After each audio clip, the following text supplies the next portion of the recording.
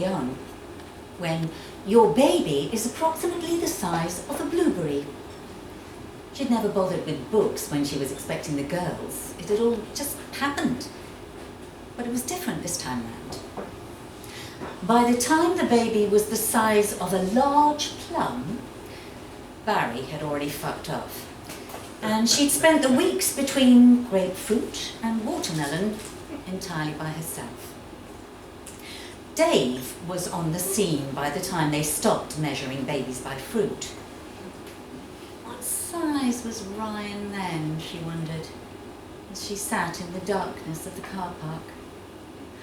6 months old. Christmas turkey for 20, maybe? Hefty. And what was he now? Definitely some sort of farm animal. He liked the idea of being called a bull, she thought. The watermelon had become Ryan, who was very into his fitness these days, Krav Maga, at the leisure centre on Tuesday nights. A combat martial art developed for the Israeli Defence Forces. She'd had to look that up for herself. Ryan never told her anything. Emphasising controlled aggression and situational awareness, she read. That must come in handy, thought Sandra, opening the window as she lit a cigarette, scanning the car park, straining to see him. Targeting attack on the most vulnerable parts, the throat, the groin, the eyes, she read. Sandra twitched. The day she brought Ryan home from the hospital, she didn't know what to do with herself. The child had slept on and on, a hibernating ball. She thought of the early, terror-filled days with the girls, not daring to undress or even lie down in case the nap didn't take, the sleep-hungover mornings that lasted for months. This wasn't the case with Ryan. Dave had laughed at her for asking the doctor if it was normal for a baby to sleep 20 hours a day. Not that Dave cared either way, but Sandra had fretted. In his waking moments, Ryan sat in his bouncer and drooled, soaking through bib and muslin and vest, always an oily sheen on his chest and chin. How could he produce so much liquid, she wondered, as he awoke briefly from another sodden nap on her shoulder. The girls had been awake and assessing the world from the off, Beth and Sadie, her beady little women, exchanging knowing looks with each visitor. But Ryan was hardly there.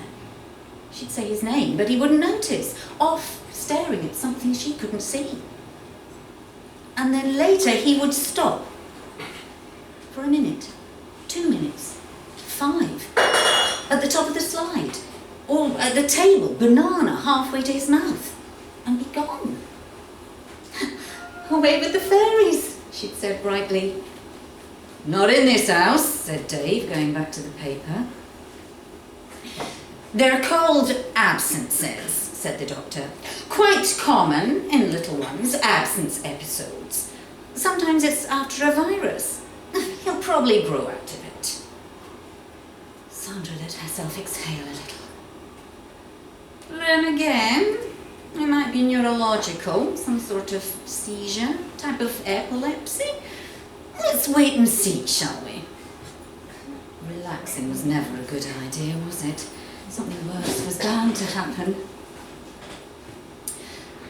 He had that blank look the first time Sandra walked into his classroom, only mildly surprised to hear about the incident of concern. She'd watched him swing his scuffed 6-year-old knees and listened to Miss Taylor, rigid as a needle, jaw clenching, talk about his sexualised behaviour towards his female peer group. So inappropriate in this setting, on and on to safeguarding officers and disclosure and satisfactory outcomes. She was desperate for a smoke. At home, she pulled the whole soft parcel of him onto her lap, willing him back into her body, back to the womb to begin again, but better this time. She'd stayed there, rocking gently until Dave came home, explosive. And she left as he unbuckled his belt. Maybe he'll just hit him, she thought, as she finally had her cigarette. As Ryan grew bigger and odder, Sandra's worries hovered over him. She shooed them away, but they returned and bred. She was vigilant. No one was saying anything, it was fine. Before the birthday parties petered out, she'd take him by the hand and stay with him, to hover and watch. She wasn't sure what she was waiting for, but she'd know when it came.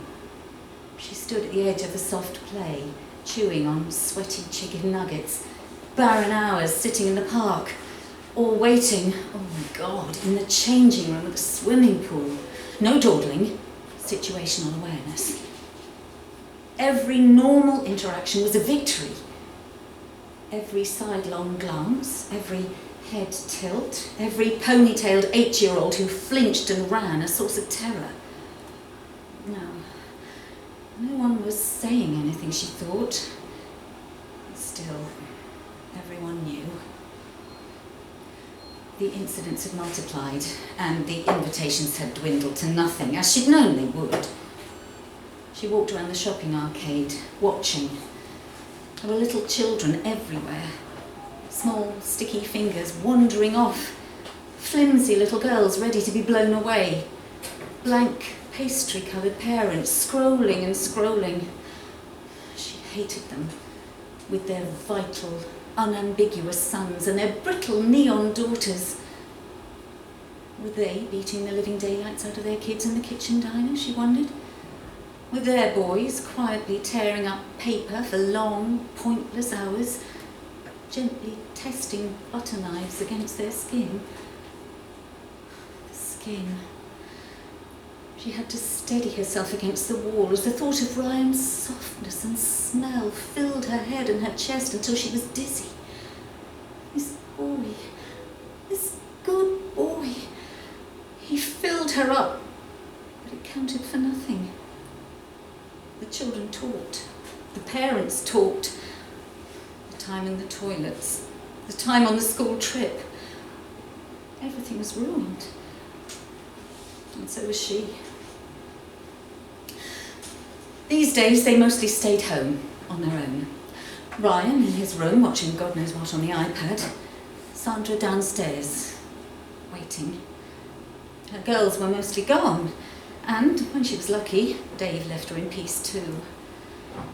The days, the weeks, the years had flitted past her, while she'd stood still, and Ryan grew. Dave with his plastery hands and his belt. The girls, her beady little birds, wise to him from the start, kept their distance.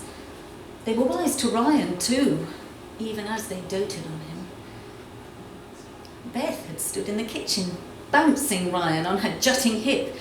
Such a natural with the kiddies, like she was born for the job, everyone said approvingly, which caused a different unease in Sandra. Back then, Beth used to take him up to the reservoir with her, to the ponds, to hang around with the lads. Sandra remembered them returning one day. Beth, sunburned and excited. 3-year-old Ryan, distraught, heaving with sobs. Rivers of snot flowing with such force that his nose had finally bled, bright liquid pouring from him. There were boys shooting frogs with a catapult, said Beth, panting and agitated. Ryan completely freaked out. And get this, they asked me, is he yours? She was appalled, delighted. And I said, no, he's my brother, you dicks.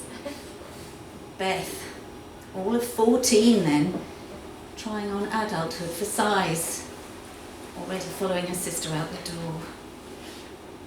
These days, Ryan liked it up there by the reservoir, on his own, fishing or whatever, unwatched by Sandra.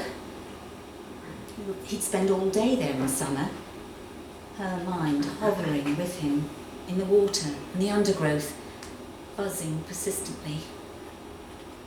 You could go, Carol was always saying. Stay on at the post office and just move out. You'd have enough for a flat, or stay with me.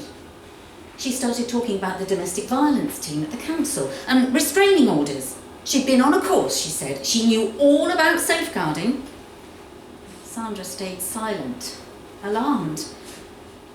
How could Carol, sensibly divorced, bathed in the light of Jesus, understand that Dave wasn't the point? Dave and his hands and his anger were the least of her worries. He'd only howl and needle, fill the room with noise and motion, and then deflate. That was something she could keep a hold of. Sometimes it made her feel invincible, proof that she was still there at least. It was Ryan, of course. What was she supposed to do with her boy? Where could he go? Everywhere there were people, talking and watching and having bloody children. What could Carol, her work surfaces uncluttered, her laundry pearly white, do about that? Carol's daughter chirruped into the room, fragrant, exotic, lost in the rapture of her phone. The sign above the cooker said, "This kitchen is for dancing." There was no place for Sandra and Ryan here. But then what? Just her and the boy. Forever. On Carol talked.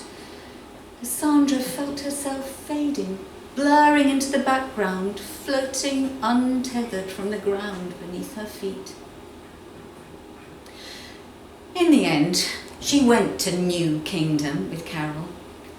It was in the old cinema by the garage, and there was a praise band, and people raised their palms aloft as they told Jesus he was a lighthouse in their dark ocean. Sandra did what they did, not wanting to seem rude. But when Pastor Kem told them that the Lord takes hold of their hand and says, "Do not fear, for I am with you," she closed her eyes tightly and willed it to be true.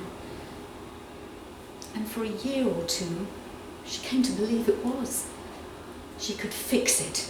She would fix Ryan, take him away to somewhere quiet, where everything was clean and dinner wasn't something heated up from a tin and the windows didn't stick. She'd stand under a waterfall among the rocks and moss, feel it splash onto her head and into her mouth, washing away the effluent and the sin. There was always broken glass or a dead sheep or something, wasn't there? Just out of sight, polluting everything with... What did sheep have? Botulism? You could never really get away from the dirt. No one had noticed they were gone. Ryan and Keeley. They'd all been out the back. Dave had asked his mates round. The girls were there, a few neighbours. They were all outside, vaping round the Breeze Block barbecue. Dave pouring lighter fluid over it and saying, "Way!" cackling as the dogs squatted in the sandpit. The neighbours' kids were playing in the dirt. Sandra ran her eyes over them all. Radar on each child. Situational awareness. Next door's twins danced to something on the radio. Less flimsy, longer legs, still girls. She watched the men watching them. Sandra prickled. "She's got her eye on you." Dave was always needling Ryan. 15 now, and bigger than him. Dave knew full well that fat little Keeley, a year out of primary school, was a hand grenade waiting to go off. Sandra turned and went indoors, hand at her forehead. Up the stairs, panic just reaching her scalp, heavy stone of disaster already settling in her stomach. Keeley was coming out of Ryan's room, scrunchy askew, red welt on her neck, panting from the top of her lungs, not even crying yet. What is it? Where is he? She had to stop herself, shaking the child. She pushed past Keeley into the room. He never let her in. Ryan sat squat and hairy on the bed, chin on palm, blank and dumb. He glanced up. "What?" he said. "We were just talking." She wanted to slap him and scream in his face. Instead, she said, "Go out the front door, Go to Grandad's and stay there. He'll get you tea. She ushered him down the stairs and away. There would be no cleansing waterfalls. She knew now. There would be secure mental health facilities and offender management if things turned out well. Out the back, the music cut off. She could hear wailing coming from somewhere. Dave was getting up, expanding to fill up the space, all shoulder and thigh and resolve. Oh God, thought Sandra. It's now. It's now. Finally, Ryan was here, lurching out of the leisure centre into the night. She could smell the rubbery gym odour that hung about him in a cloud these days. But she didn't mind. Got him out of the house. He was trying. He'd been afraid after the Keeley trouble. Kept himself away. Gone to his appointments. Dave had kept a lid on it. Sandra had left the church. The suspension slung itself lower as he slouched into the car. Her tiny boy. Her little man. Her hulking brute of 20 now. She glanced at his hands, pudgy as an infant's. He patted her face, edged sticky fingers up her nose. She'd taken food from her mouth so he might digest it more easily. She'd numbered the very hairs on his head. "Did you know the human brain doesn't fully mature till like 23? He began. "Or that a 2-year-old has the same mental capacity as a Labrador?" She stayed silent, startled. He rarely spoke to her at any length. She'd forgotten how it sounded. "Or that they used to operate on newborn babies without anaesthetics," he continued, "because they thought they couldn't feel pain." She glanced at his profile. He was sweating and animated. He was never animated. "So when people are so fucking up in arms about kids' rights, they just need to stop and think about it logically. Look at what the evidence says." "And what does it say?" she asked, but he didn't hear her. They never ask themselves if they actually care, or if it's just what the media told them to think. Because I've thought about this a lot. I've done the work. I'm not just some ignorant arsehole. I'm at fucking peace with myself. He actually talks quite well, she thought, as he turned on the engine, letting the indicator tick-tock for a while in the darkness. Still a boy, really. A clever boy. "Well, stop at the chippy, shall we?" she said. But he'd already gone back to wherever he usually was. She drove along the edge of town, past the leisure centre and up towards the darkness of the reservoir. She'd parked there many times, not thinking, just sitting, just to be near him, just in case. In fact, here was the gap where the barrier had never been mended after the council packed up and left last time. It was just along here. There was no waterfall and no moss.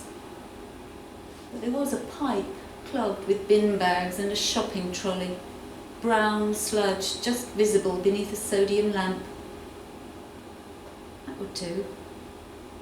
That would be enough for them. She had toiled and spun. Now, she would speed up, just here, as fast as she possibly could. She took his baby hand and held it to her cheek. This was enough.